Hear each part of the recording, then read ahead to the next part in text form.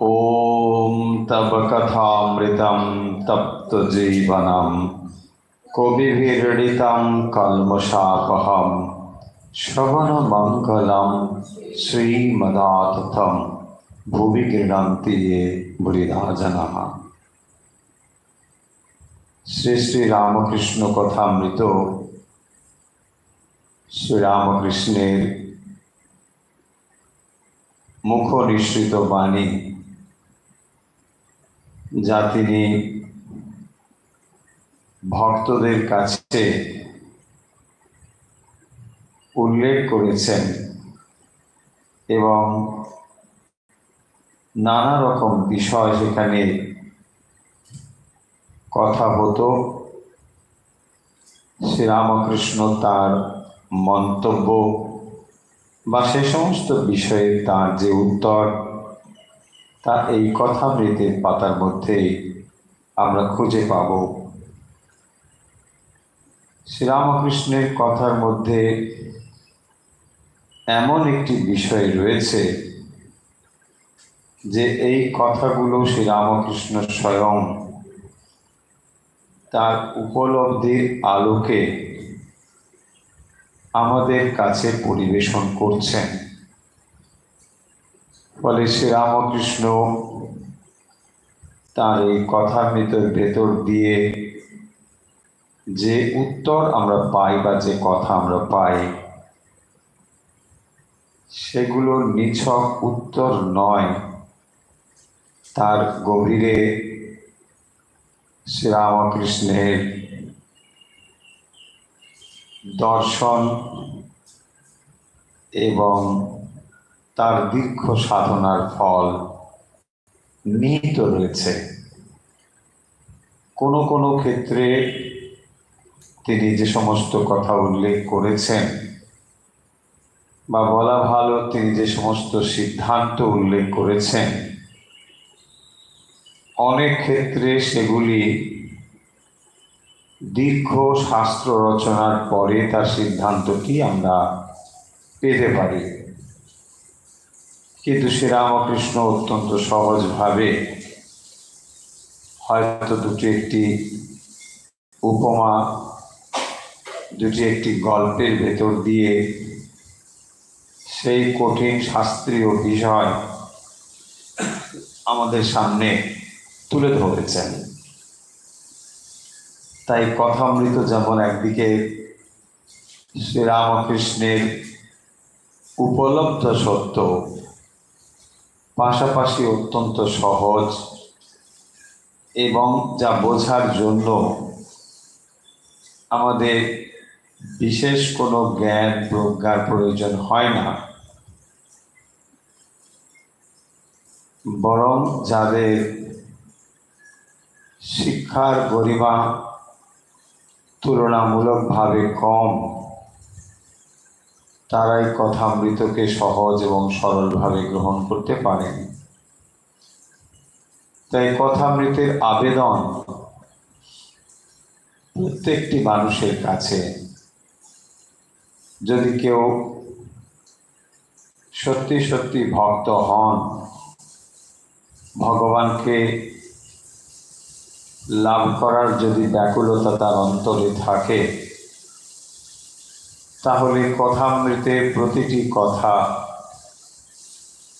আক্ষরিক অর্থে অমৃত বলে মনে হবে।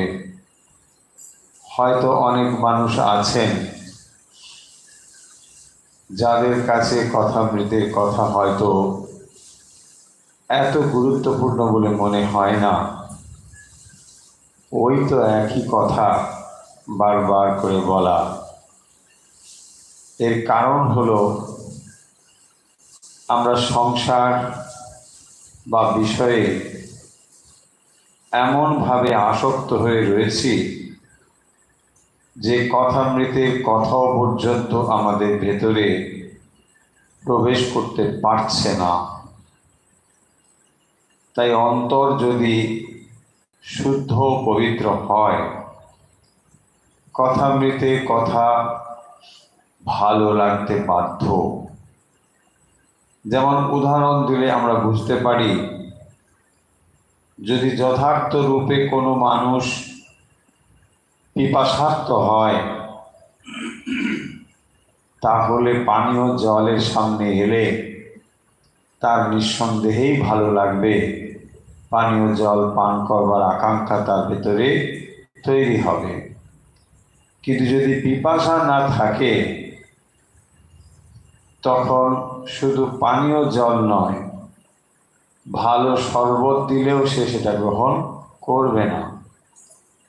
আসল বিষয় হলো, যখন মন বিষয়ে আসক্ত হয়ে রয়েছে, তখন আমাদের এই কথাগুলো শোনার জন্যে ধৈর্য, আগ্রহ এসব কিছুই থাকে না। তাহলে যখনই আমরা বুঝবো যে কথামৃতের কথা শুনতেও আমাদের ভালো লাগছে না, বা এগুলোকে বড় একঘেয়েমি বলে মনে হচ্ছে, তখন আমাদের বুঝতে হবে রোগ অন্যত্র কোথাও আছে। কারণ এই কথামৃত যুগ যুগ ধরে, কত সময় ধরে এটা চলে আসছে, শ্রীরামকৃষ্ণের মুখের কথা, এবং সেটি কত শত ভক্তের অন্তরকে আলোকিত করছে। কত মানুষ শ্রীরামকৃষ্ণের সান্নিধ্য অনুভব করছেন এই বইটি থেকে। আমি যদি তার থেকে এটাকে গ্রহণ করতে না পারি, দোষ আমার, কথামৃতের নয়। কারণ কথামৃত সত্যি সত্যি একটি অসাধারণ গ্রন্থ। পৃথিবীর বুকে এমন দ্বিতীয় গ্রন্থ আর নেই যেখানে স্বয়ং অবতার পুরুষ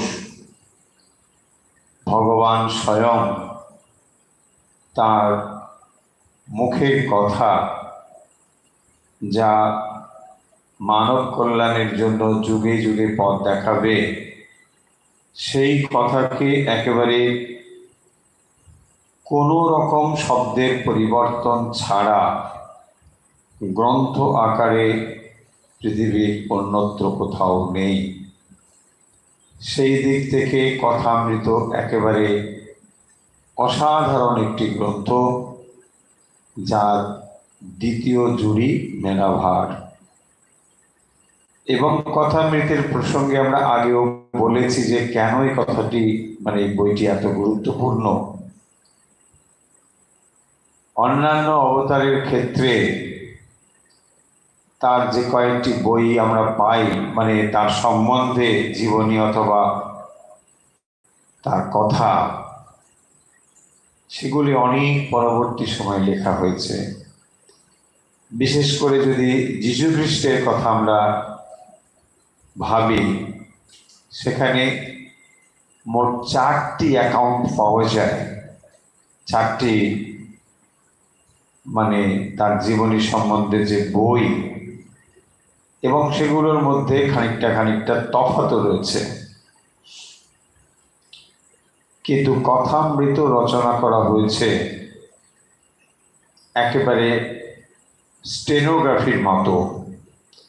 মাস্টারমশাই ঠাকুরের সঙ্গে যখন কথা বলতেন, যে যে প্রসঙ্গের কথা হতো, সেই প্রসঙ্গ উল্লেখ করে তিনি একেবারে তারিখ দিয়ে সেগুলোকে লিখে রাখতেন।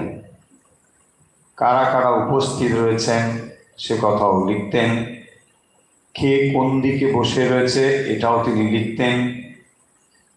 কথার পরে কার কীরকম প্রতিক্রিয়া, কার কীরকম শরীরী ভাষা, সেটাও কিন্তু মাস্টারমশাই উল্লেখ করেছেন।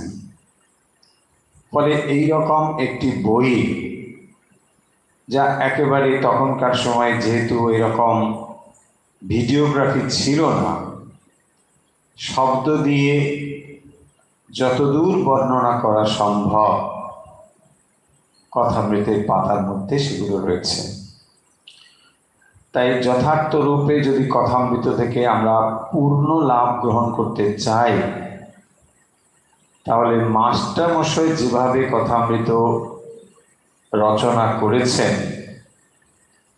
আমাদেরও উচিত হবে চোখের সামনে সেই রকম একটা ছবিকে ফুটিয়ে তোলা এবং মানুষ চোখে ওই স্থানে পৌঁছে যাওয়া।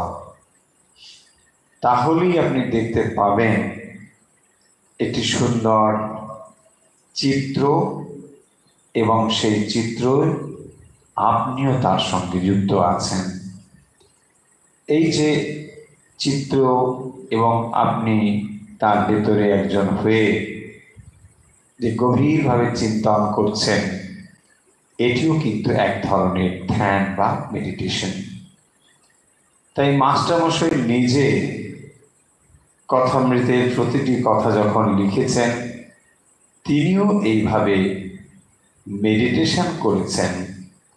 বোধ করি মাস্টারমশাইয়ের মনে হয়তো এইরকম চিন্তা থাকলেও থাকতে পারে যে পরবর্তী সময়ে যারা কথামৃত পাঠ করবেন তারাও যেন মনের চোখে এরকম ছবিগুলোকে ফুটিয়ে তুলতে পারেন। দক্ষিণেশ্বরের ওই ছোট্ট ঘরটি, ছোট্ট খাট, তার উপর শ্রীরামকৃষ্ণ পা ঝুলিয়ে বসেছেন, ওইদিকে আরেকজন, এদিকে আরেকজন, ঠিক এরকম ভাবে একটা সুন্দর ছবি যদি আপনি এঁকে নিতে পারেন এবং তারপর এই কথাগুলোকে আপনি মনে নিয়ে আসেন, তাহলে দেখবেন আপনি মনে মনে ওই সময়ে পৌঁছে গিয়েছেন যখন শ্রীরামকৃষ্ণ কথাগুলো বলছেন। তাই আমরা বারবার বলি, এই কথামৃত কেবল শব্দ নয়, এই কথামৃত হলো শ্রীরামকৃষ্ণের শরীর। এই কথামৃতের মধ্যে দিয়েই শ্রীরামকৃষ্ণ ছড়িয়ে পড়ছেন এবং যুগ যুগ ধরে এই কথামৃত মানুষকে পথ দেখাবে। প্রতিটি শব্দ শ্রীরামকৃষ্ণের মূর্ত হয়ে উঠেছে তার ভাবনায়, তার চিন্তায়, তার মননে। তাই কথামৃতের শব্দগুলোকে আমরা অন্য গ্রন্থের শব্দের থেকে একটু আলাদা বলেই ভাবব, কারণ এখানে যদিও সেই কথাই রয়েছে, সেই শব্দই ব্যবহার করা হয়েছে, তবুও মনে রাখবো যে এগুলো স্বয়ং ভগবান তার মুখে উচ্চারণ করেছেন। তাই এই কথাগুলো এখন আর শব্দ নেই, এগুলো মন্ত্র হয়েছে। তাই কথামৃত যদি আপনি সেই রকম শ্রদ্ধা নিয়ে পাঠ করেন, তাহলে বেদ পাঠের থেকে কোনো অংশে কম হবে না। আপনি যেমন বেদ মন্ত্র পাঠ করেন, শান্তি মন্ত্র পড়েন, বেদ সূক্ত মন্ত্র পড়েন, ঠিক একই রকমভাবে এর প্রত্যেকটি কথাই বেদ মন্ত্রের মতোই।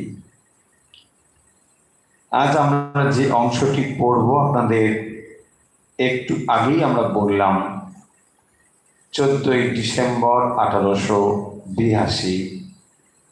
কথামৃতের ভেতরে এত অপূর্ব সব কথা রয়েছে এবং প্রতিটি পাতা মণিমুক্তে ভরা, যে এর ভেতরে যদি আপনি মনন করেন, মন দেন, চিন্তা করেন, দেখতে পাবেন কত গভীর এর কথাগুলো, অথচ কত সহজ, কত সরলভাবে শ্রীরামকৃষ্ণ উল্লেখ করেছেন।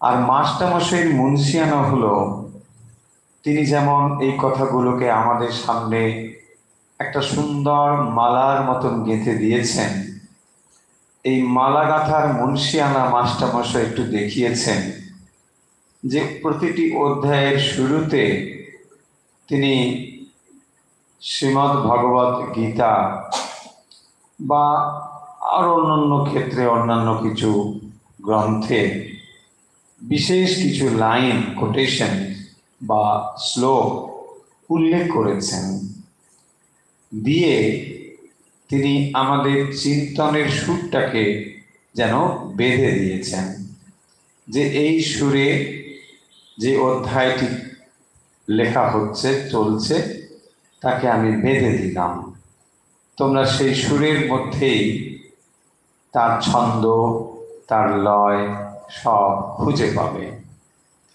এখানেও ঠিক একই রকমভাবে মাস্টারমশাই গীতার 3য় অধ্যায়ের 27 নম্বর শ্লোকটি একটি অংশ উল্লেখ করেছেন।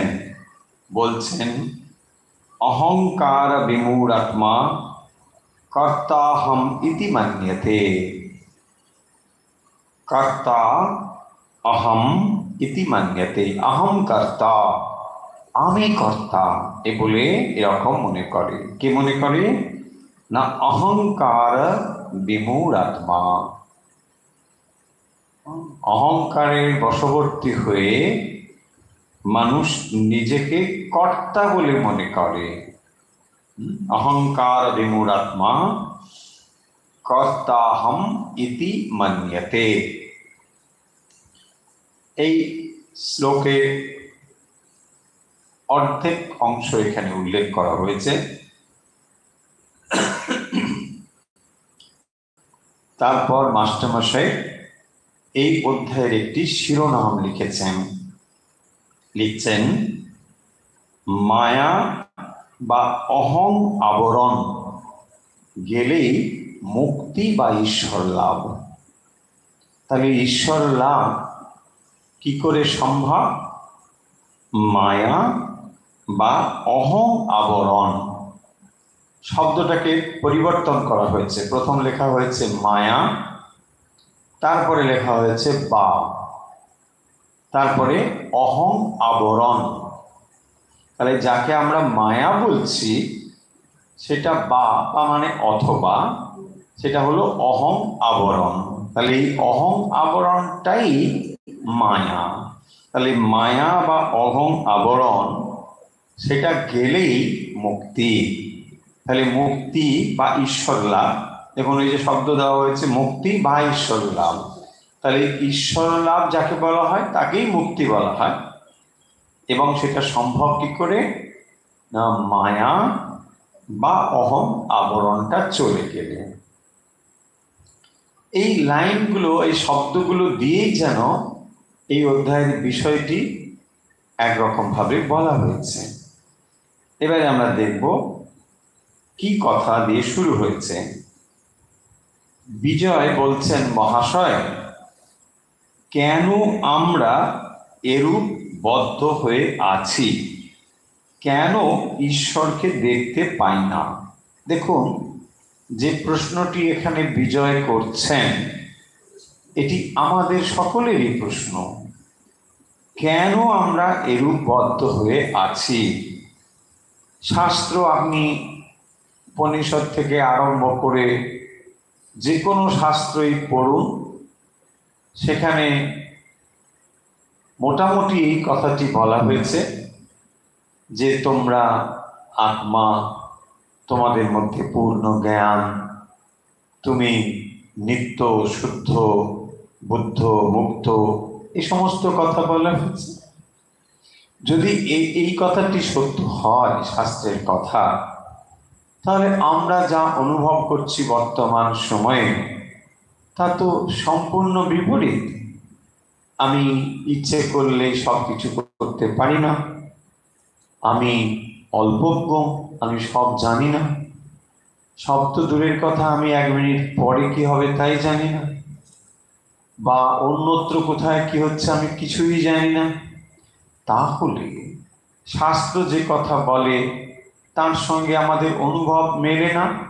সেইটি বলছেন, কেন আমরা তাহলে এরকম বদ্ধ হয়ে আছি?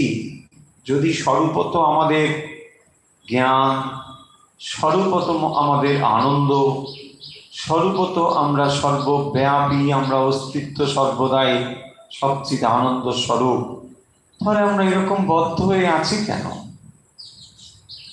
কেন ঈশ্বরকে দেখতে পাই না? খুব ভালো প্রশ্ন।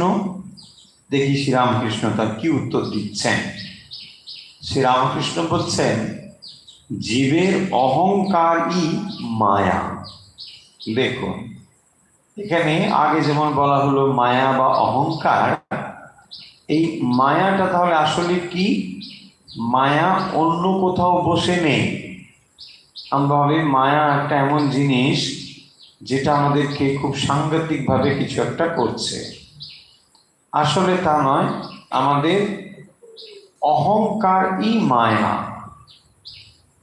যেমন আমরা যদি উপমা ব্যবহার করি, দেখুন সূর্য তাকে মেঘ ঢেকে দেয়। কি করে মেঘ ঢেকে দেয়? না, বাতাস ওই মেঘকে বাহিত করে নিয়ে আসে, দিয়ে সূর্যটাকে ঢেকে দেয়। আপনি আর সূর্যটাকে দেখতে পান না। আবার দেখুন এই বাতাসই সূর্যকে আবার মেঘকে আবার সরিয়ে দেয়, তার ফলে আপনি দেখতে পান। তাহলে বাতাসই আপনাকে সূর্যের মেঘের দ্বারা ঢেকে দিচ্ছে সূর্যকে, আবার বাতাসই মেঘটাকে সরিয়ে দিয়ে আপনাকে মুক্ত করে দেয়। তাহলে এই যে একটি বদ্ধ আর একটি মুক্ত অবস্থা, এটাকে আমরা এরকম করে ভাবতে পারি। তাহলে যখন সূর্য মেঘটা বাতাসে বয়ে বয়ে নিয়ে এলো, দিয়ে আমার দৃষ্টিটাকে আড়াল করে দিল, আমি তখন আর সূর্যকে দেখতে পাচ্ছি না। তখন সব কিছু রয়েছে, দেখুন সূর্য রয়েছে, আমিও রয়েছি, কিন্তু আমার দৃষ্টিপথে একটা আড়াল হয়েছে। তার ফলেই সব কিছু থাকা সত্ত্বেও এমন নেই যে সূর্য তখন নেই, তা সমস্ত কিছু থাকা সত্ত্বেও আমি অনুভব করছি আমি কিছুই নেই, আমি কিছু দেখতে পাচ্ছি না, আমি অন্ধকারে রয়েছি। তার মানে এইটা হলো আমাদের বদ্ধ অবস্থা। আবার এইটারই উল্টো হচ্ছে মুক্ত অবস্থা। তার মানে যখন বাতাস ওই সূর্য এই মেঘটাকে অন্যত্র সরিয়ে নিয়ে চলে গেল, তখন দেখুন আপনি দিব্যি আবার সেই সূর্যকে দেখতে পাচ্ছেন।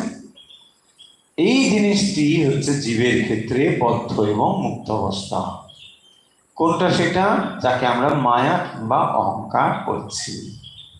তাহলে এই মায়া কিংবা অহংকার এর ফলে আমরা কখনো বদ্ধ হয়ে যাচ্ছি, কখনো আমরা মুক্ত হয়ে যাচ্ছি। এই বদ্ধ যখন হয়ে যাচ্ছি তখন তাকে আমরা বলি অবিদ্যা মায়া, আর যখন মুক্ত হয়ে যায় তাকে বলি বিদ্যা মায়া। এই হচ্ছে দুটো দিক। তাহলে মায়ার দুটো দিক যখন আমরা আবৃত করে দেয় আমাদের দৃষ্টিকে, আমরা সংসারে আবদ্ধ হয়ে যাই, তখন তাকে বলা হবে অবিদ্যা মায়া। সেটা আমাদের ঢেকে দিল। আবার দেখুন ওই মায়াই তো আমাদের চোখটা খুলে দেয়। তাহলে যেমন আমরা বলছি যে বাতাস মেঘটাকে টেনে নিয়ে এলো, কিন্তু এই বাতাসই তো আবার মেঘটাকে সরিয়েও দেয়। তাহলে একই কাজই করে, কখনো সেটা বদ্ধ করে, কখনো সেটা মুক্ত করে। শ্রীরামকৃষ্ণ সেই কথাটি এখানে বলছেন, জীবের অহংকারই মায়া। দেখুন কত সুন্দর করে কথাটা বলছেন, জীবের অহংকারই মায়া। তাহলে মায়া বা অজ্ঞান, মায়া মানে মায়ের অনেকগুলো নাম আছে, কিন্তু আমরা বলি অজ্ঞান, অবিদ্যা, এসব অনেক নাম। কিন্তু আসলে এই যে মায়া বা অজ্ঞান, এটা কোথায় রয়েছে? অহং বৃত্তির মধ্যে রয়েছে। বা অহংকারটা এলো থেকে আমরা কালকেই বলছিলাম যে একদিকে রয়েছে চৈতন্য, আর একদিকে রয়েছে অনাত্মা, জড় বস্তু, এই শরীর, মন, বুদ্ধি ইত্যাদি সব জড়। তাহলে ওর একদিকে রয়েছে চেতন চৈতন্য আত্মা, আর একদিকে অনাত্ম জড় বস্তু। এই দুটো জিনিসের ফলে তৃতীয় একটা জিনিস, যেটা অহং বৃত্তি তৈরি হলো। এই দুটো জিনিস থাকার ফলে, যেমন আমরা ধরুন যদি আগের এক্সাম্পলটাই ব্যবহার করি, তাহলে এক জায়গায় রয়েছে সূর্য, আর এক জায়গায় রয়েছে মেঘ। তাকে বহন করে নিয়ে এলো বাতাস, এই বাতাস তাকে নিয়ে এসে ঘিরে দিল। ঠিক এখানেও চৈতন্য এবং জড়, এই দুটোর সহাবস্থানের ফলে আমাদের একটা অহং বৃত্তি জেগে উঠল। সেই অহং বৃত্তিটা যখন অনাত্ম বস্তু বা জড় বস্তুর সঙ্গে সংযুক্ত হয়, তখন আমরা তাকে বলি এই সংসার। আবার যখন সেই অহং বৃত্তিটা চৈতন্যের সঙ্গে সংযুক্ত হয়, তাকে আমরা বলি মুক্তাবস্থা। দেখুন এই দুটো জিনিস কত সহজ। যখন মেঘটাকে ঢেকে দিল, মানে মেঘটা সূর্যকে ঢেকে দিল, সূর্যকে তো আসলে ঢাকে না, ঢাকে আমার দৃষ্টিকে। ঠিক সেভাবে তখন আমি দেখছি সূর্য যেন আড়াল হয়ে গেল। এখানেও ঠিক তাই, আত্মা সর্বব্যাপী চৈতন্য, তাকে কি ঢাকা যায়? তাকে ঢাকা যায় না। তাহলে কাকে ঢাকা যায়? আমার দৃষ্টিটাকে ঢাকা যায়।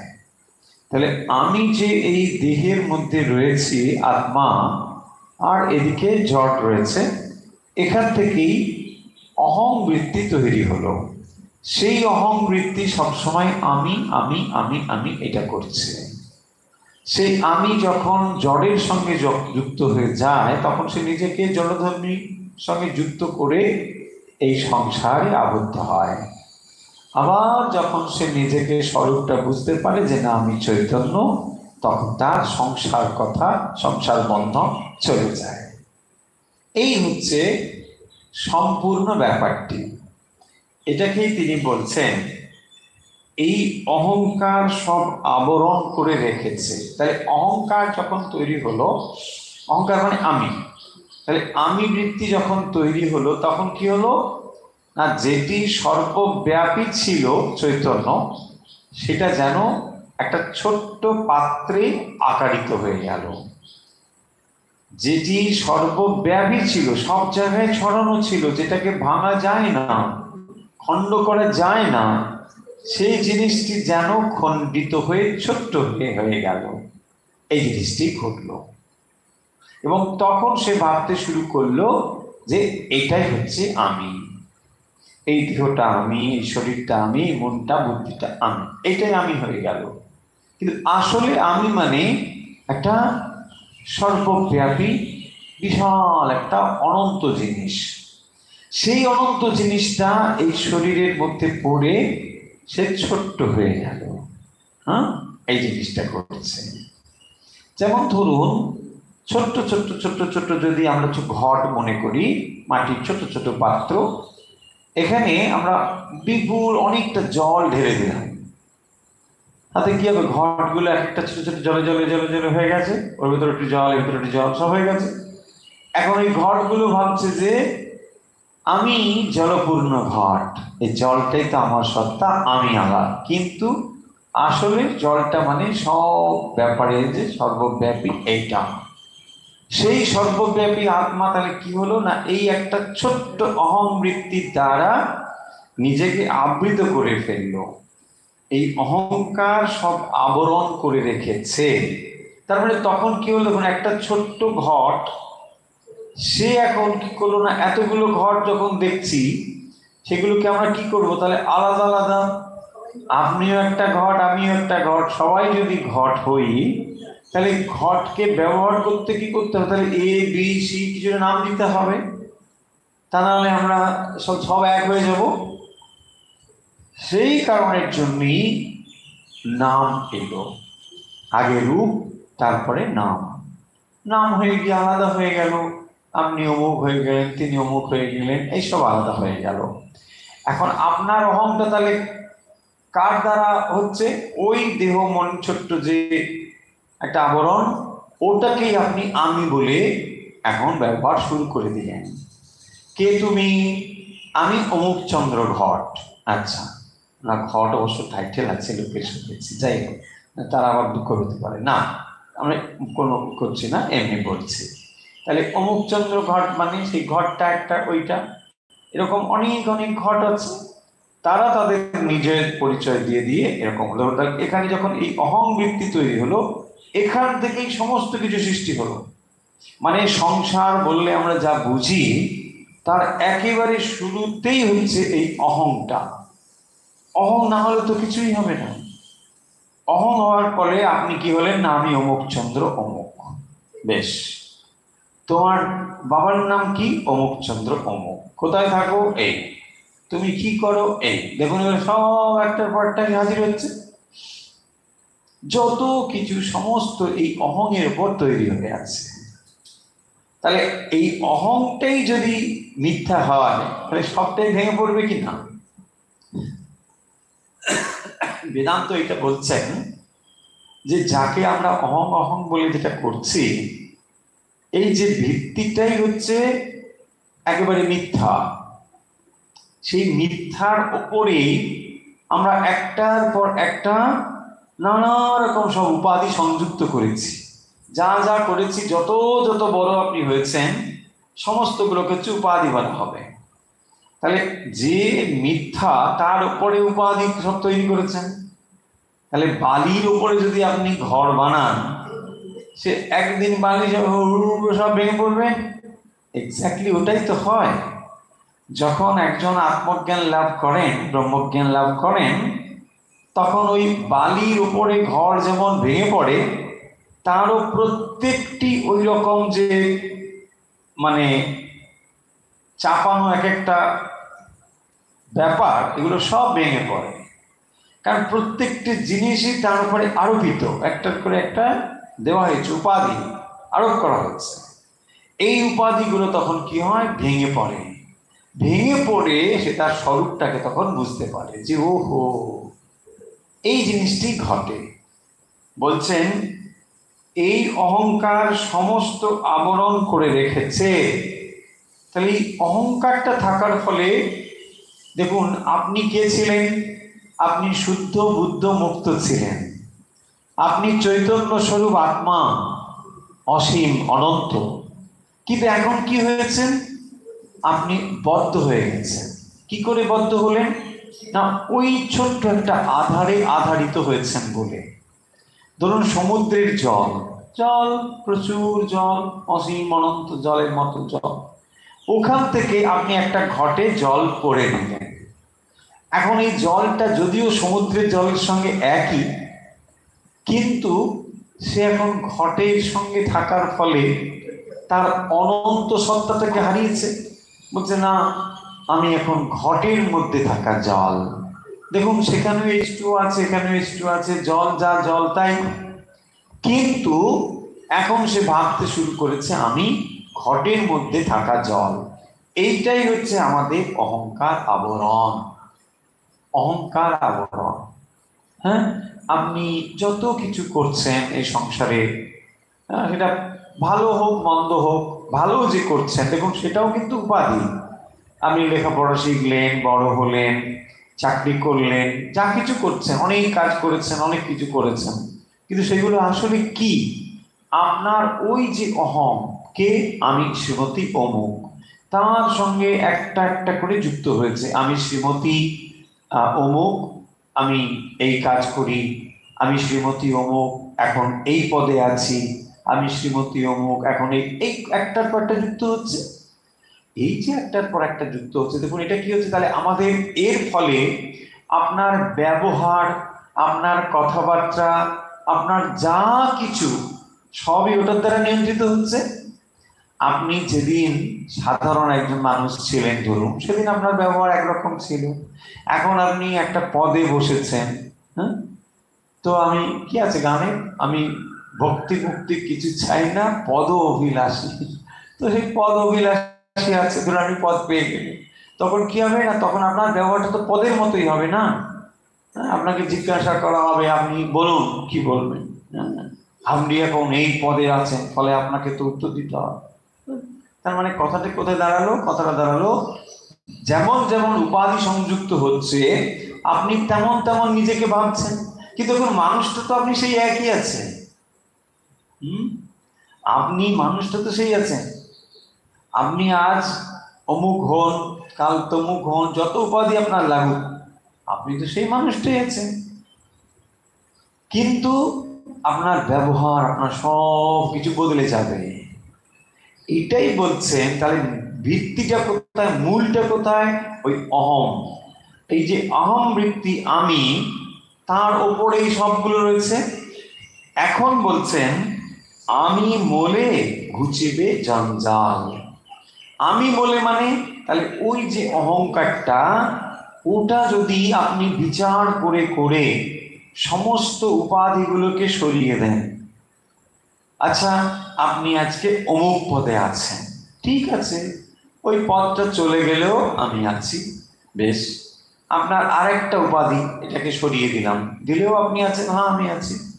এইরকম করে করে যদি বিচার করে সরিয়ে সরিয়ে আপনি নিজেকে মুক্ত করতে পারেন, দেখুন তাহলে আপনি মুক্ত হয়ে গেলেন।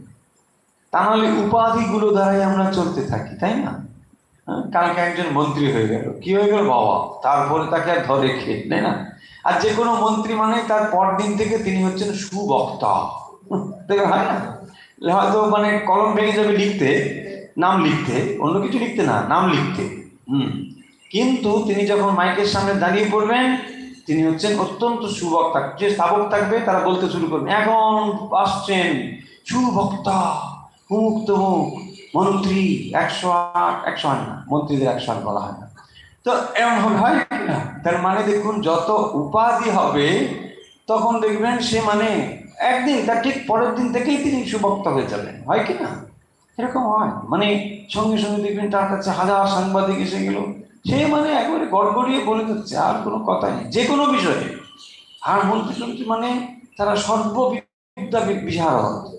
হ্যাঁ, তাকে যদি বলা হয় এটা কিছু বলুন, আর সমস্ত কিছু দেবে, মানে এই হচ্ছে ব্যাপার। পয়েন্টটা কি, মন্ত্রীদের কিন্তু ক্রিটিসাইজ করতে পারবে না, বলছে দাঁড়া তো দেখাচ্ছে মজা, না তা না, ওটা উদ্দেশ্য না। উদ্দেশ্য হচ্ছে যে যখনই উপাধিগুলো আমাদের ভেতরে এসে হাজির হবে, তখন এটা শ্রীরামকৃষ্ণ দেওয়া এক্সাম্পলগুলো একটু স্মরণ করে নিন। তিনি বলছেন, দেখো কালো পেরে যদি ধুতি পরে না, নিদুর টপ পায়ে এসে লাগবে, বলছে না কালো পেরে। হ্যাঁ, বলছে রোগা মানুষ কিন্তু যদি বুট জুতো পরে, সে সিঁড়িতে ওঠার সময় শীষ দিতে দিতে যাবে, আরে বাবা, মানে কাকড়া কাটি আলুর দম বলে না, তো সেরকম মানে এরকম করে সে যদি একটা বুট জুতো টুতো পরে ফেলে, দেখবেন মানে সে বাপরে বাপ এরকম করতে থাকবে, শীষ দেবে। ঠাকুর যে কি না দেখেছেন আমরা, বলছে শীষ দিতে দিতে উঠবে, সত্যি সত্যি শীষ। তারপরে বলছে হাতে যদি মানে একটা কলম দিয়ে দেওয়া হয়, যারা লিখতে পারে, তো খসখস খসখস করে লিখে যাচ্ছে, এসব আছে। মানে কি, এটাও একটা উপাধি। আপনি বলবেন না এটা একটা ভালো দিক আছে, ডেফিনেটলি ভালো দিক আছে, বাট দ্যাট ইজ অলসো উপাধি, তাই না? দেখুন, সমস্ত গুণই আমাদেরকে বাঁধে। যেমন আপনি বলবেন সত্যগুণও বাঁধে। সত্যগুণ আমাদেরকে বন্দি করে দেয়, বেঁধে ফেলে, কিসের দ্বারা? সুখে নাতি, সুখের দ্বারা আমাদেরকে বেঁধে ফেলে। কারণ সত্যগুণের দ্বারা আপনি আপনি অনেক কিছু অর্জন করতে পারেন, কিন্তু তার ফলে আপনার অনেক সুখের দ্রব্যাদি পাবেন ঠিকই, কিন্তু ওই সুখটা থেকেও তখন বেরিয়ে আসতে পারবেন না, তাই না? ধরুন অনেকে অনেক কিছু করছে, ধরুন অনেক রিসার্চ করছে, কিন্তু এটা থেকে বেরোতে পারবে না। ওটাও এক রকমের ভোগ, যদিও সেটা অনেক হায়ার স্টেটের কথা, কিন্তু তবুও দেখুন ওটা একরকম ভোগ, তাই না? এই যে জায়গাগুলো, তো এইটা কি বলছে, তাহলে না অহংটা গেলেই চলে যাবে। তাহলে সব কিছুর মূলে হচ্ছে ওই অহং বৃত্তি। সেই অহংটাকে যদি নাশ করে দেওয়া হয়, তাহলে এই যে উপাধির একটার পর একটা সব ছিল, তুমি সব ভেঙে পড়বে, আর কোনো উপাধি কিছু নেই। এটাই বলছেন, যদি ঈশ্বরের কৃপায় আমি অকর্তা এই বোধ হয়ে গেল, তাহলে সে ব্যক্তি তো জীবন মুক্ত হয়ে যায়। যদি ঈশ্বরের কৃপায় আমি অকর্তা এই বোধটা যদি হয়ে যায়, তাহলে কে করেছে কর্তাকে? না, এই শরীরটা কাজ করেছে। শরীরটাকে কে চালিয়েছে? চৈতন্য। কারণ শরীরটা জড়, তাই জড়টা কাজ করতে পারে না, শরীরটাকে চেতনই চালিয়েছে, চৈতন্যই চালিয়েছেন। তাহলে কর্তা কে হবে? চৈতন্যই হবে, আমি কর্তা নই, সোজা কথা। তাহলে এইখান থেকে যে উপাধি তার ভেতর সংযুক্ত হয়েছিল, দেখুন কত উপাধি না, এই বাঁচার উপায় কি বলছেন? যদি ঈশ্বরের কৃপায় আমি অকর্তা এই বোধ হয়ে যায়, ঈশ্বরের কৃপায় যদি এই বোধটা হয় যে আমি অকর্তা, কেন না? ইন্দ্রিয় আদি কর্মে প্রযুক্ত হয়েছে, তত্তৎ কর্ম ইন্দ্রিয় আদি করেছে, বাট আমি ক্রেডিট দিচ্ছি না কর্তা বলে যদি না হয়, তাহলে এই যে উপাধির ভিত্তিগুলো বললাম, সমস্ত উপাধি আর থাকবে না। সেটাই বলছেন, তাহলে সে ব্যক্তি তো জীবন মুক্ত হয়ে গেল, তার আর ভয় নেই। তাহলে ঈশ্বরের কৃপায় যদি এই বোধটা হয় যে আমি কিন্তু কর্তা নই, আমি কর্তা নই, আমি অকর্তা। কেন অকর্তা? দেখুন খুব ভালো করে, যে আপনার শরীর মন বুদ্ধি দিয়ে কোনো একটা কাজ হয়েছে, কিন্তু সেই শরীরটা কি জড় বস্তু, মনটাও জড়, বুদ্ধিটাও জড়। তাহলে এই জড়টাকে নিশ্চয়ই কেউ ব্যবহার করে করেছে।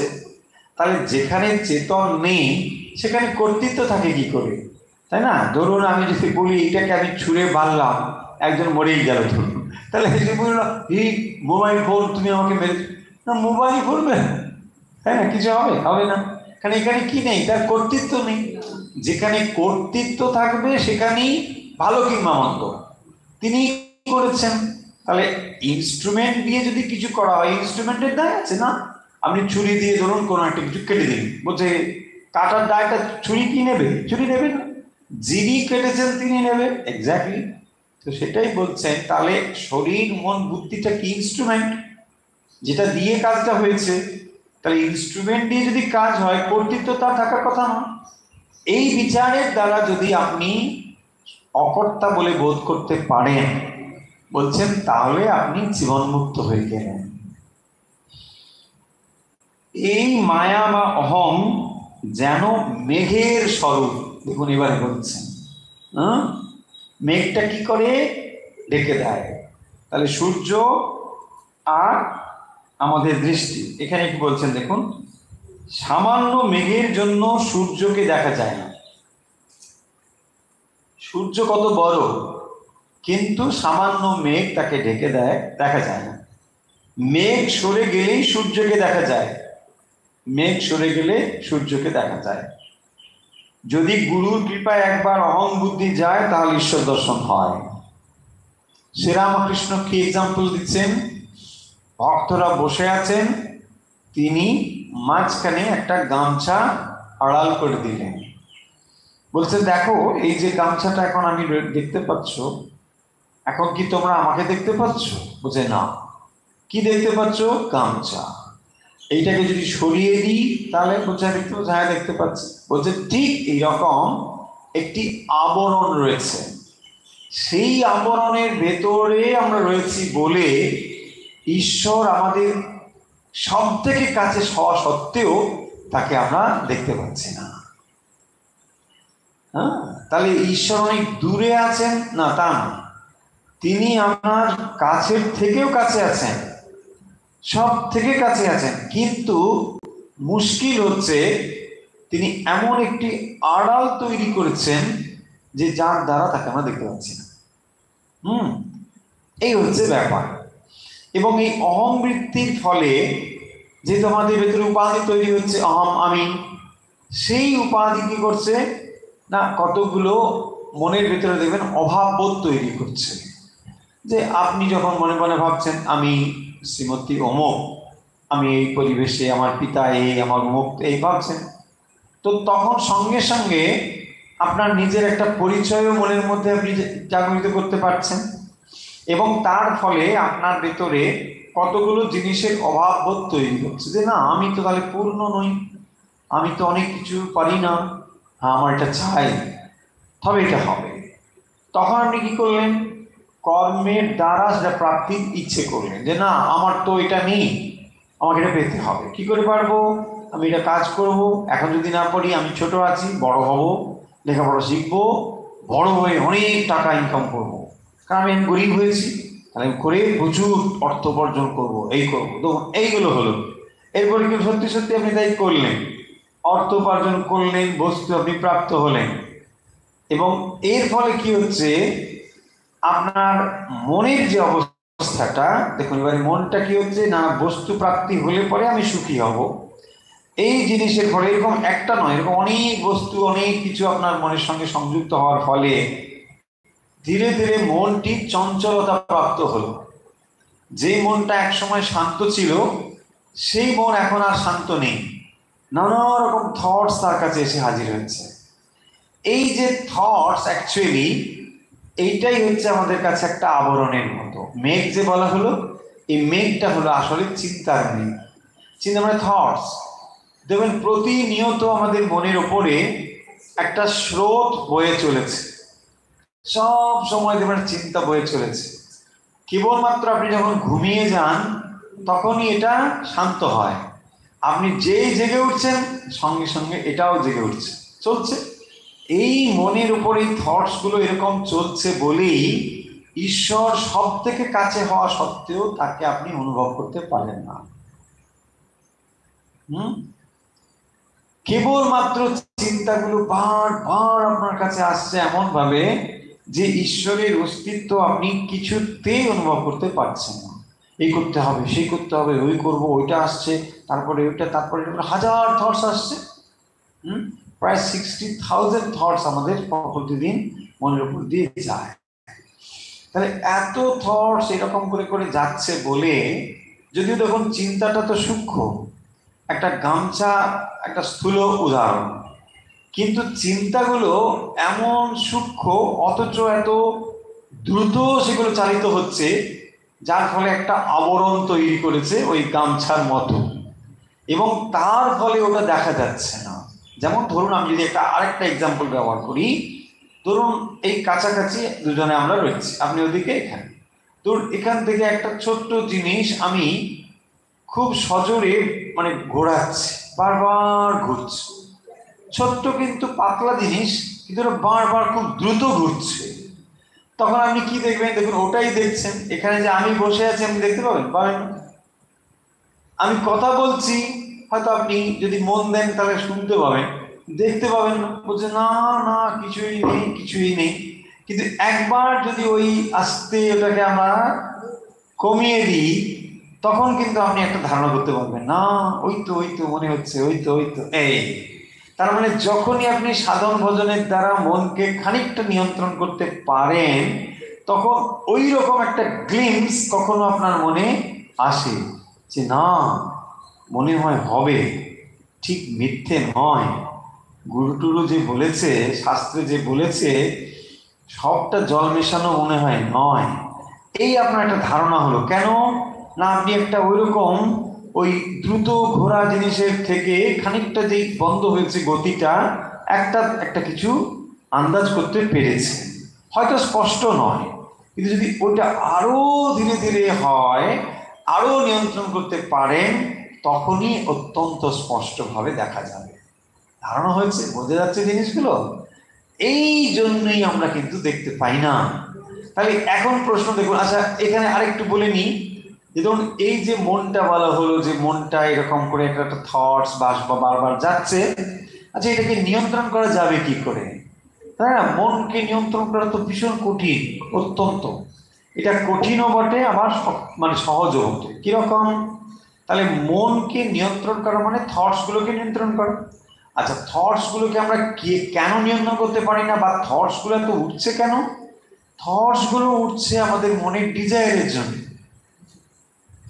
যত সময় পর্যন্ত মনকে আপনি ডিজায়ারের বাইরে না নিয়ে আসতে পারবেন, তার মানে আপনার ডিজায়ার যে জিরো হয়ে যাবে তা বলছি না, কিন্তু এই ডিজায়ারের দ্বারা আপনার যেন থটস গুলো না চালিত হয়। যদি এইরকম মনের অবস্থা হয়ে যায়, তাহলে দেখবেন আপনার মন স্থির হয়ে যাবে। তার মানে বারবার ওই ডিজায়ার, ওইগুলো আমরা চাই, হ্যাঁ, অর্থ চাই, সেই জন্যে আমাকে এই কাজ করতে হবে, এটার পর ওইটা করতে হবে, সেটা করতে হবে, আমার নাম চাই, খ্যাতি চাই, যশ চাই, এটা করতে হবে। দেখুন এই জিনিসগুলো কিন্তু বারবার ঘুরে ঘুরে আসছে, সেই কারণের জন্য চলছে। যদি মনে হয় যে না, এগুলো থেকে আপনার মন বিমুক্ত হয়েছে, রাগ দ্বেষ থেকে বিমুক্ত হয়েছে, মানে অ্যাটাচমেন্ট, এগুলো চাই এগুলো চাই নেই, এগুলো থেকে সরাতে হবে এগুলো নেই, তখন থেকে অটোমেটিক্যালি মন শান্ত হয়ে যাবে, শান্ত হয়ে যাবে। এবং এই শান্ততা আমাদের প্রত্যেক দিন হয়। আপনি যখন ঘুমোতে যান তখন তো এটা হয়, কিন্তু এটা আপনার একটা শারীরবৃত্তীয় প্রক্রিয়া রূপে চলে, যে আমি ঘুমাবো, তখন তো থটস ছিল, সেই থটগুলো কোথায় গেল? দেখুন সমস্ত থটস কোথায় মিলিয়ে যায়। ঠিক ওই রকম ভাবেই যখন আপনি মানে সমস্ত কিছু থাকা সত্ত্বেও আপনার চিন্তাগুলো তখন একটা ওয়ান পয়েন্টেড হয়ে যাবে এবং অ্যাওয়ারনেস থাকবে, এটাই হচ্ছে সমাধি।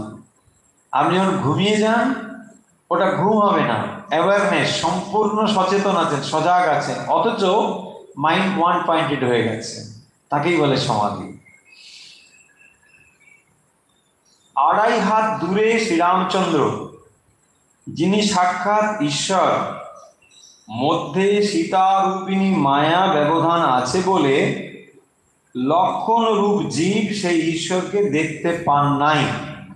দেখুন, আড়াই হাত দূরে শ্রীরামচন্দ্র, তাহলে রামচন্দ্র যাচ্ছেন ভগবান মাত্র আড়াই হাত দূরে, সাক্ষাৎ ঈশ্বর, মাঝখানে সীতা স্বরূপিণী মায়া, তাহলে এটা উপমা হিসেবে বলা হচ্ছে, মাঝখানে রয়েছেন মায়া সীতা, লক্ষণ রূপ জীব সেই ঈশ্বরকে দেখতে পাচ্ছে না, তাহলে জীব লক্ষণ, রামচন্দ্রকে দেখার জন্য মাঝখানে রয়েছেন সীতা দেবী, এই আড়ালটুকু আছে বলে দেখতে পাচ্ছে না। এই দেখো, আমি গামছাখানা দিয়ে মুখের সামনে আড়াল করছি আর আমায় দেখতে পাচ্ছ না, তবু আমি এত কাছে। সেইরূপ ভগবান সকলের চেয়ে কাছে, তবু এই মায়া আবরণের দরুন তাকে দেখতে পাচ্ছ না। তাহলে ভগবান কোথায় আছেন? অন্তর্যামী রূপে সব থেকে কাছে আছেন। দুটো মানুষ যখন দাঁড়ায় তখন সেটা ব্যবধান থাকে, এই একটা মানুষ, এই একটা মানুষ, কিন্তু এখানে এই ব্যবধানটুকুও নেই, তিনি অন্তর্যামী আছেন, হৃদয়ে অন্তর্যামী রূপে আছেন, ফলে তিনি একদম কাছেই আছেন, একটা মানুষের থেকেও, ব্যবধানের থেকেও আরো কাছে, কিন্তু তবু তাকে আমরা দেখতে পাচ্ছি না। কেন? মায়ার আবরণের জন্য।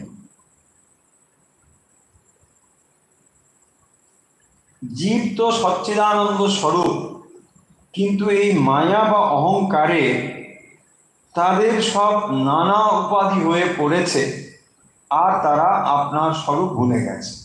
এই যে উপাধি বলছিলাম, জীব তো সচ্চিদানন্দ স্বরূপ, তাহলে যে জীব আসলে তো তার ভিতরে সচ্চিদানন্দ সেই চৈতন্যই রয়েছেন, সেই চৈতন্য ছাড়া তো জীব কিছুই করতে পারে না, কারণ জীবের শরীর ইত্যাদি যে অংশ, এটা তো জড়, তাহলে সেটা কি করে কাজ করবে?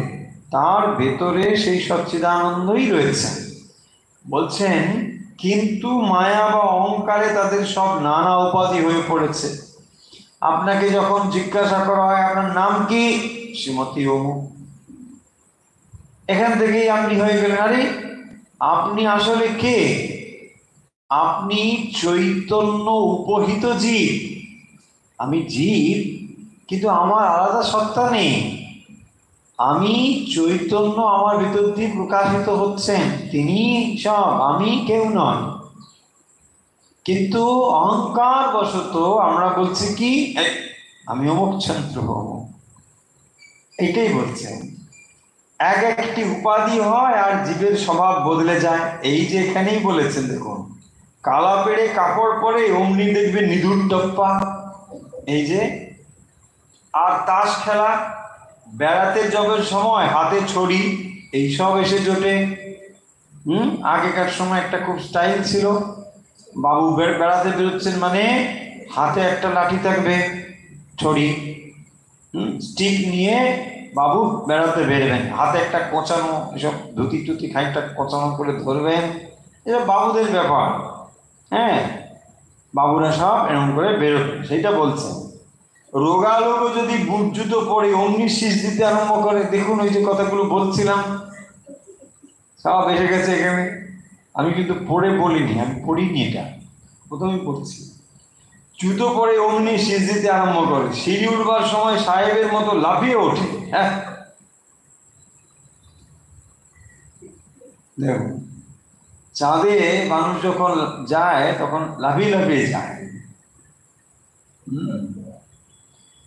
ওখানে মাধ্যাকর্ষণ নেই তো, তাই জন্য কম হয়।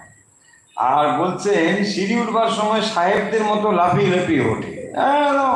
সাহেব সেরকম মানুষের হাতে যদি কলম থাকে অমনি কলমের গুণ যে কাগজ টাগজ পেলে একটা ফ্যাস ফ্যাস করে টান দিতে থাকে, বাস।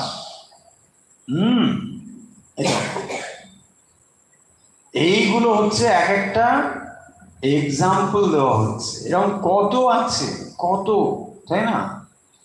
এই উপাধিগুলো কি করে আমাদেরকে ওরকম করে দেয়। তাহলে দেখুন উপাধিগুলো পরিবর্তন করে দিচ্ছে। তাই যখনই আপনি ওরকম বুট জুতো জুতো পরে ভ্যাস আরম্ভ হয়ে গেল। বলছেন টাকাও একটি বিলক্ষণ উপাধি। টাকা টাকা হলেই মানুষ আর একরকম হয়ে যায়, সে মানুষ থাকে না, তাই না? আবার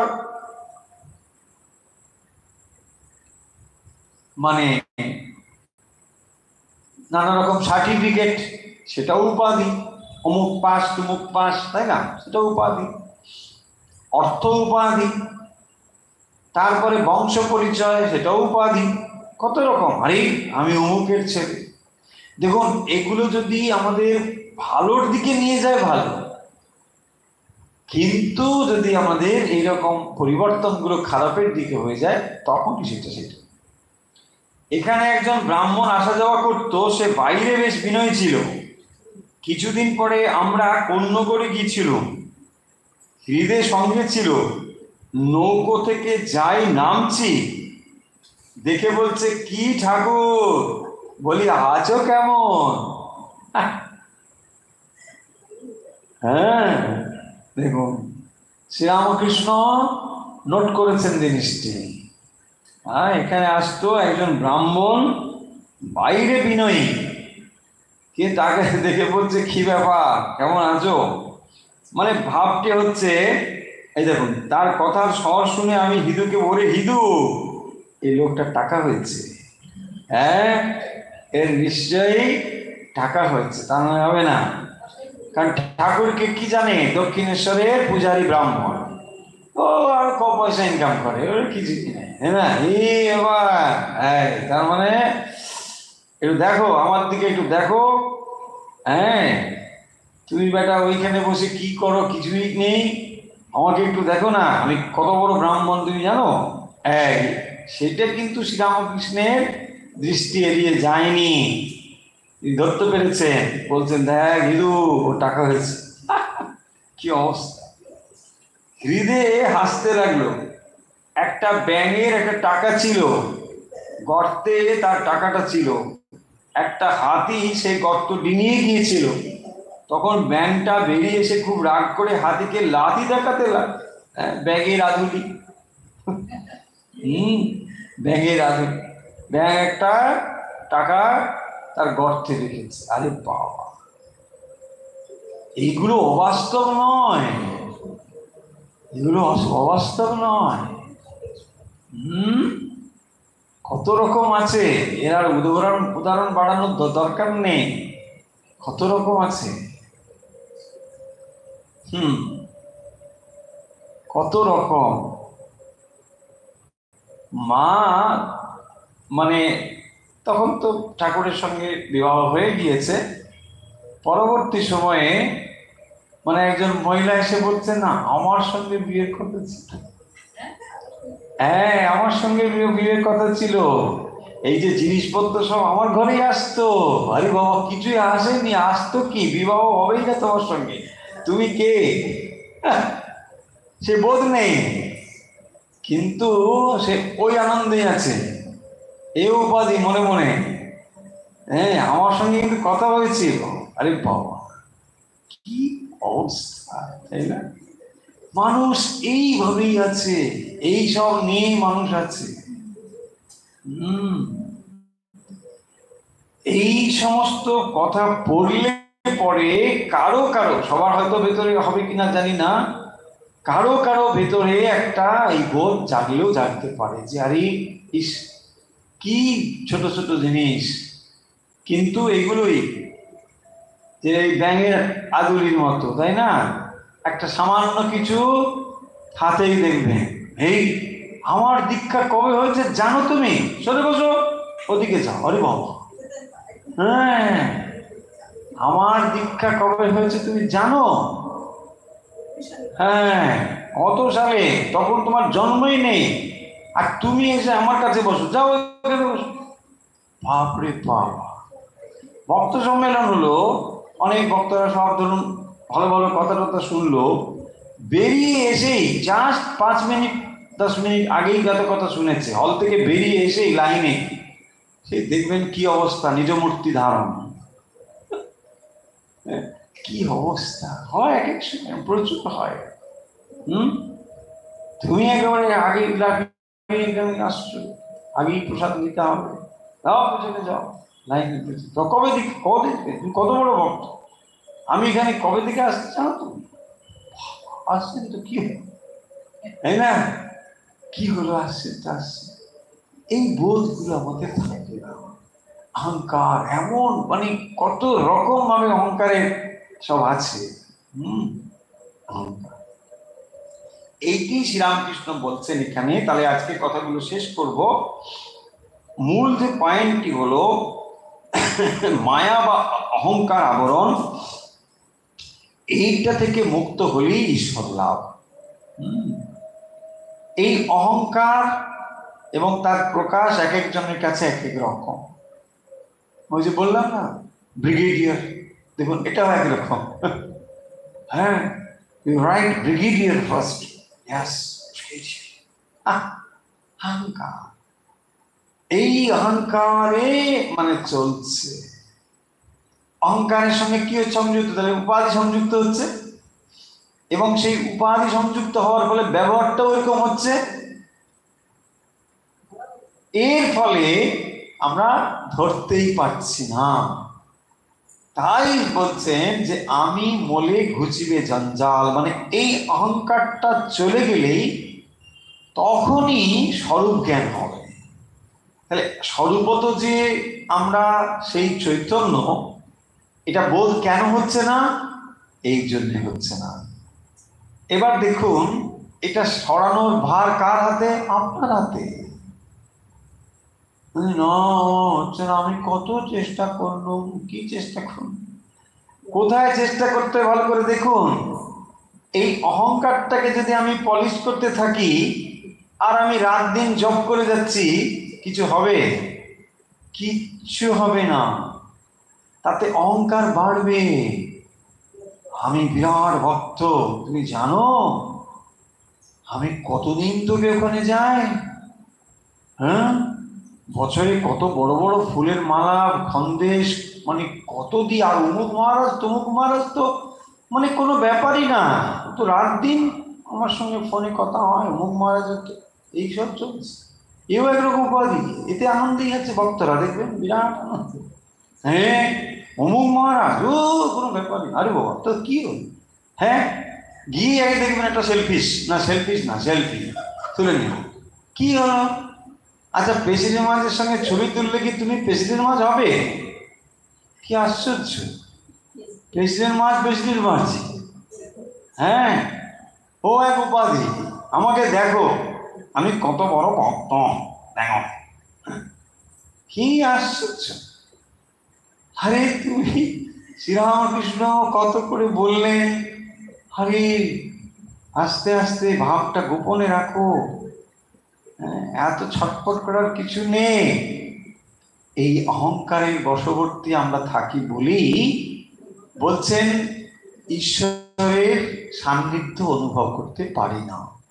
যদিও তিনি এতটাই কাছে, কাছের থেকেও কাছে, সব থেকে কাছে, এর থেকে কাছে আর হতে পারে না, এত কাছে তিনি। অথচ তাকে আমরা সর্বত্র খুঁজে বেড়াচ্ছি, কিন্তু কাছের জায়গাটিকে খোঁজার ইচ্ছে হচ্ছে না। এই জন্যে হচ্ছে না, উপাধি সংযুক্ত হয়ে, তাই না? দেখুন, বিজ্ঞানী চাঁদে যাওয়ার কথা ভাবছেন, ঠিক, কিন্তু তার হৃদয়ে যে স্বয়ং ভগবান রয়েছেন, যিনি এই চাঁদ সৃষ্টি করেছেন, তাকে দেখার ইচ্ছে হচ্ছে না। কেন হচ্ছে না? আই এম সায়েন্টিস্ট, হ্যাঁ, আমি গবেষক, হ্যাঁ, কি গবেষণা করছো? হ্যাঁ, চাঁদ গবেষণা করছি। আচ্ছা, তোমার ভেতরটা দেখো, ওসব ননসেন্স জিনিস হচ্ছে কি না। দেখুন, अध्यात्म विज्ञान साइंस, কিন্তু ওই সায়েন্সের দিকে ওরা দেখবে না, বুঝে না, না না ওটা কোনো বিজ্ঞানী নয়, ওটা দেখে কি হবে, ভগবান ওখানে বসে আছেন, দেখে আমার কি হবে। আরে যিনি চাঁদ তৈরি করতে পারেন তাকে তো দেখো, তুমি চাঁদ দেখে এত মোহিত হয়ে যাচ্ছ। যিনি চাঁদ সূর্য সমস্ত তোমাকে সৃষ্টি করেছেন, তিনি তোমার হৃদয়ে বসে আছেন। অহংকার বশত আমরা তাকে দেখতে চাই না। যার যত বেশি অহংকার, তার দূরত্ব ঈশ্বর থেকে তত বেশি। দেখুন, যত উপাধি সংযুক্ত হলো, তিনি তত বেশি দূরে দূরে দূরে দূরে চলে যাচ্ছে। তার দৃষ্টি সব বাইরের দিকে। হ্যাঁ, কোথায় কি আছে দেখো, চারিদিকে দেখো, এই দেখো, সেই দেখো, চাঁদ দেখো, মহাকাশ দেখো, গবেষণা। তিনি এখানে সব থেকে কাছে তিনি বসে আছেন। আরে আমি এখানে আছি। এই অহংকারটি গেলেই সেই ভগবানের দর্শন হবে। এবার দেখুন, এই অহংকার চলে যাওয়ার ব্যাপারটি কার হাতে আছে? আপনার নিজের হাতেই। কেউ দায়ী নয়। আপনার জ্ঞানের জন্যে, আপনার অজ্ঞানের জন্যে আপনি দায়ী, একমাত্র আপনি দায়ী, কেউ দায়ী নয়। এই জিনিসটি বুঝে নিজেই যদি অহংকারের আস্তে আস্তে উপাধিগুলোকে সরিয়ে ঈশ্বর সান্নিধ্য লাভের চেষ্টা করা যায়, তা যে লাভ করা যাবে বিষয়ে কোনো সন্দেহ নেই। কারণ এটি বহুল পরীক্ষিত একটি বিজ্ঞান। যেমন আমরা বলি বহির্বিজ্ঞান, সেখানেও যেন আমরা বিভিন্ন রকমভাবে বিজ্ঞানীরা এক্সপেরিমেন্ট করে একটার পর একটা দেখিয়ে দিয়েছেন। আধ্যাত্ম বিজ্ঞানেও যারা আধ্যাত্ম বিজ্ঞানী, তারাও এটা দেখিয়ে দিয়েছেন যে এটা লাভ করা যায়। এটা কোনো তত্ত্ব কথা নয় যে না, মানুষকে ভগবান বলে একটা তত্ত্ব দিয়ে ব্যাস নৈতিক আদর্শের দিকে নিয়ে যাওয়া হচ্ছে, এটা ওরকম নয়। এটা একটা রিয়েলিটি আছে, একটা সত্য আছে। সেই সত্যটি লাভ না করে আমরা যত কিছুই লাভ করি না কেন, তার কোনো মূল্য নেই, কোনো মূল্য নেই। কিরকম, ধরুন আপনাকে যদি এই পৃথিবীর সম্রাট করে দেওয়া হয়, সমস্ত পৃথিবীর আপনি সম্রাট, তবুও আপনি মুক্ত হতে পারবেন না, আনন্দ লাভ করতে পারবেন না, পূর্ণানন্দ লাভ করতে পারবেন না, যদি না নিজের স্বরূপটাকে আপনি জানতে পারেন। কিছুতেই সম্ভব নয়। পৃথিবীর অধীশ্বর হলেও আপনার কিচ্ছু হবে না।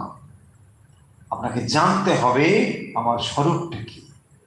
সেই স্বরূপ জ্ঞানের নামই হচ্ছে আত্মজ্ঞান, ঈশ্বর লাভ, চৈতন্য লাভ, ব্রহ্মজ্ঞান এটি। এবং তখনই, একমাত্র তখনই সমস্ত দুঃখের পারে আমরা যেতে পারবো, তা নাহলে হবে না। পৃথিবীর বুকে দেখবেন কত সম্রাট, তারা কত কত দেশ জয় করেছেন, কত যুদ্ধ জয় করেছেন, কিন্তু তবুও তারা পূর্ণত্বের আনন্দ কখনো অনুভব করতে পারেননি। অথচ উল্টো দিক থেকে দেখুন, কোনো সাম্রাজ্যই নেই, কোথাকার কোনো রাজাও নয়, কেবল ভিখারি, ভগবান বুদ্ধ ভিক্ষুক, অথচ দেখুন তিনি পরমানন্দে রয়েছেন। এইরকম যারা এই পথের পথিক, এই পথের যারা সত্যি সত্যি সন্ধান পেয়েছেন, তারা কিছু না পেয়েও আনন্দে ভরপুর হয়ে আছে, তাই না? কিছুই পাননি, জাগতিক ভাবে কিছুই পাননি মানে তারা হতাশ আছেন তা নয়, দরকার নেই তার কাছে, ভ্যালুলেস। এগুলো দিয়ে কি হবে? শ্রীরামকৃষ্ণের সেই বিখ্যাত না কথা, যে কামার পুকুর যদি সত্যি বুঝতাম সোনা দিয়ে বাঁধিয়ে দিতাম, পারতেন তিনি, সত্যি সত্যিই পারতেন, সোনা দিয়ে মুড়ে দিতে পারতেন। কিন্তু কি হবে সোনা দিয়ে মুড়ে? কিছুই হবে না। চলুন আমরা তারা এখন আজকের অনুধ্যান এই পর্ব কথামৃত পাঠ এখানেই শেষ করছি।